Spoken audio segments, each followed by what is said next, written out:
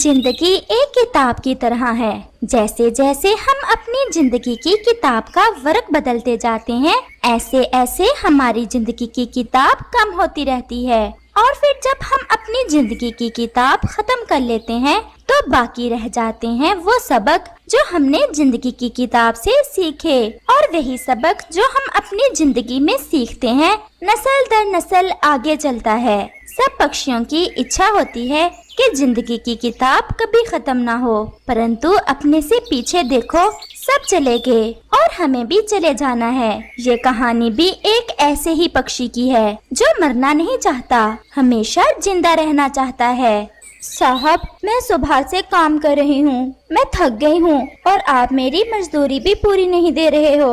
हमारी बात हुई थी कि काम खत्म होने पर आप मुझे 10 दाने चावल दोगे।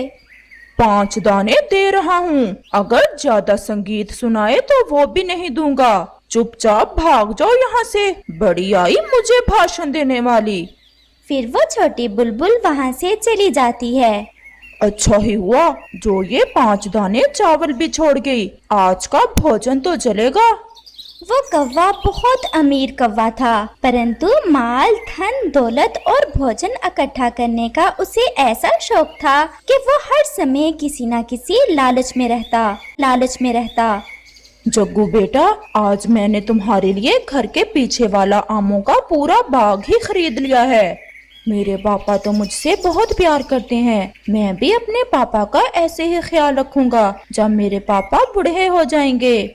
चुप कर जाओ, कौवे कभी बूढ़े नहीं होते, और वो भी मेरे जैसे अमीर कौवे। हम ऐसे ही साथ साथ रहेंगे और मैं ऐसे ही इन हवाओं में उड़ता रहूंगा। भोजन खाकर सो जाना, मैं थोड़ी देर नदी पर जा रहा हूँ। फिर वो कौवा नदी की दिशा में चला जाता है। कबूतर जी, कोई नया घर भी बनाया है या उसी पुराने घर में ही जी रहे हो? मेरा घर बहुत प्यारा है। मैं अपने घर में अपने परिवार के साथ खुशी की जिंदगी गुजार रहा हूँ। सब खुश हैं। मैंने तो अपने बेटे के लिए एक आमों का बाग खरीदा है और एक सुंदर सा घर भी बनवा रहा हूँ अपने घर के साथ ही। गरीब पक्षियों को मजदूरी तो तुम देते नहीं हो। अभी कल ही बुलबुल रो रही थी। जो भी कर लो, ये गरीब तो ऐसे ही बातें बनाते रहते हैं। कौवे जी, अब जिस उम्र में हम जा रहे हैं, हमारे लिए अच्छा नहीं कि हम दिन रात धन के पीछे भागें।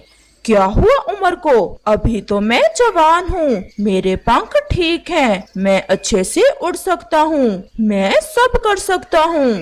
परंतु एक दिन आएगा जब ये सब नहीं होगा। ऐसा कहते हुए कबूतर वहाँ से उड़ जाता है। कौवा भी वापस अपने घर चला जाता है। दूसरे रोज चिड़िया कौवे के पास आती है।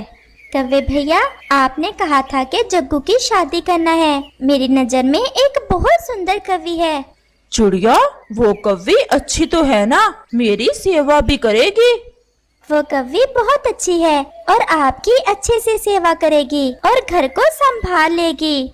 अमीर है या गरीब?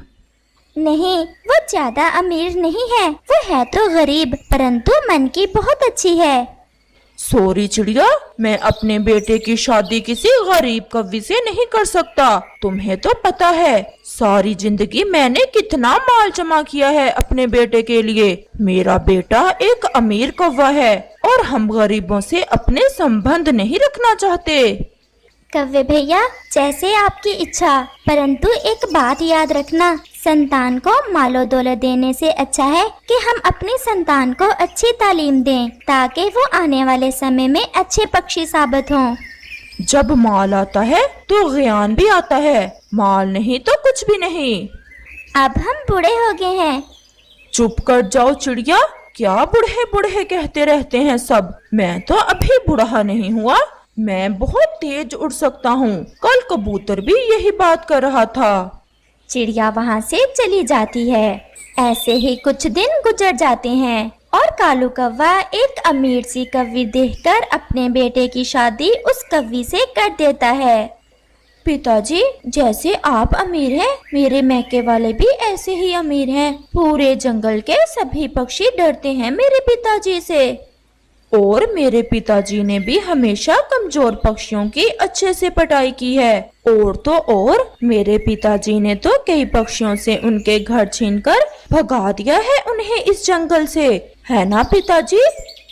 हाँ हाँ, ऐसा ही है।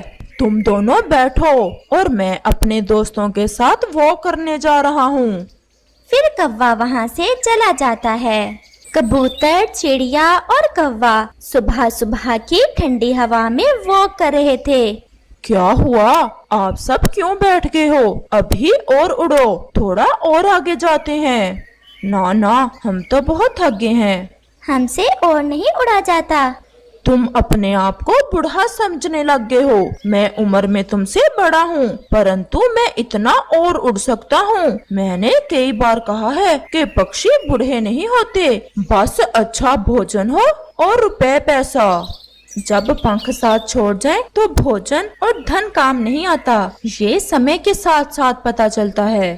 फिर वो सब वहाँ से चले जाते हैं। शाम का समय था।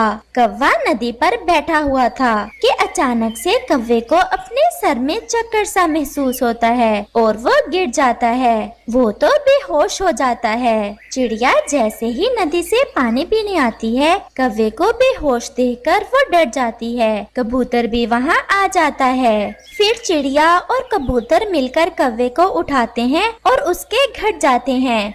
क्या हो गया? ये क्या हो गया पिताजी को? अच्छे भले तो पिताजी गए थे घर से, बीमार तो ना थे। जग्गू, आप जाएं और चींटी को बुला लाएं, वही बता सकती है कि कालू कौवे को क्या हुआ है। फिर जग्गू वहाँ से जाता है। आपका पिता अब बूढ़ा हो गया है और इस उम्र में वो जवानों वाले काम नहीं छोड़ता। चलो मैं जाकर देखती हूँ। फिर चील जग्गू के साथ जाती है। बहुत ज्यादा उड़ने से कालू का ब्लड प्रेशर बढ़ गया था और इसे फालज का अटैक हुआ है।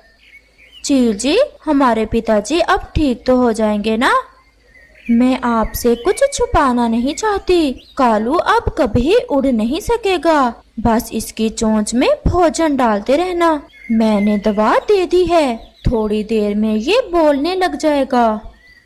ऐसे वो चील वहाँ से चली जाती। मुझे क्या हुआ है?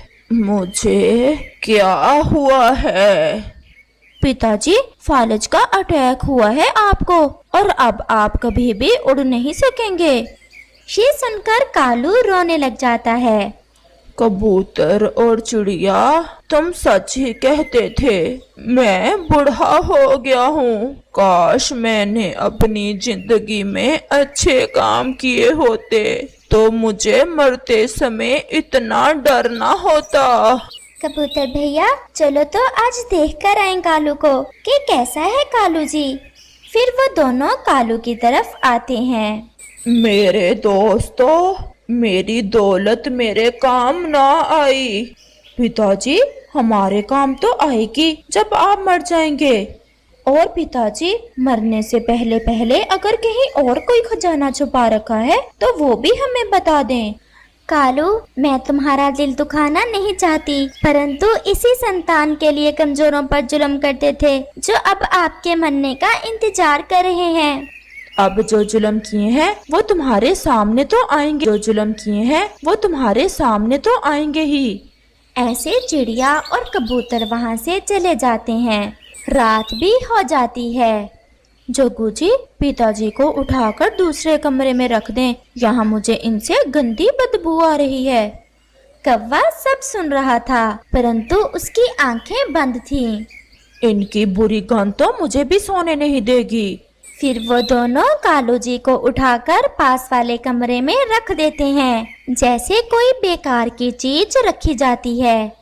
अब इन्हें मुझसे बदबू आ रही है और मेरी दौलत से इन्हें प्यार है। पति जी, अब सो जाएं।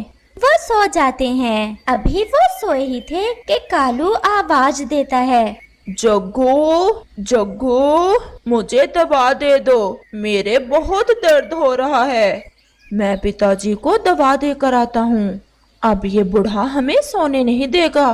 पिताजी, दवा पी ली है? और कुछ तो नहीं चाहिए आपको? नहीं, और कुछ नहीं। वो फिर से सो जाते हैं। कालू फिर से आवाज देता है। जग्गू, जग्गू, वो सामने वाली खिड़की बंद कर दो। जग्गू, खिड़की बंद कर दो। अगर ऐसे रहा तो कल की रात मैं यहाँ नहीं रहूंगी, मैं अपने मैके चली जाऊंगी। पिताजी बीमार है ना, इसलिए। पिताजी ले, बंद कर दी है खिड़की। और कुछ नहीं, और कुछ नहीं, बस अब तुम जाओ। वो फिर से सो जाते हैं। थोड़ी ही देर बाद कालू फिर से आवाज देता है। जग्गू, जग्गू, मुझे बहुत प्यास लगी है, मेरा गला खुश्क हो रहा है, मुझे थोड़ा पानी दे दो, मैं मर रहा हूँ। मैं देकर आता हूँ पिताजी को पानी। ओह, ओ छोड़ दो, मुझे छोड़ दो। वो उसकी चोंच को बांध देता है ताकि वो फिर से आवाज ना दे सके। दे आए पिताजी को पानी, अब नहीं बोलेगा पिताजी। थोड़ी ही देर में कौवा मर जाता है और वो समय उसकी आंखों के सामने आता है जब उसी संतान के लिए सारी जिंदगी उसने गलत काम किए ताकि बुढ़ापे में वो संतान उसकी सेवा करे, परंतु वो तो एक रात भी सेवा ना कर सके कालू पिताजी की, और कालू जी की जिंदगी की किताब खत्म हो जाती है। और जो सबक पीछे वो अपनी संतान को देकर जाता है उसे कालू खुद भूल जाना चाहता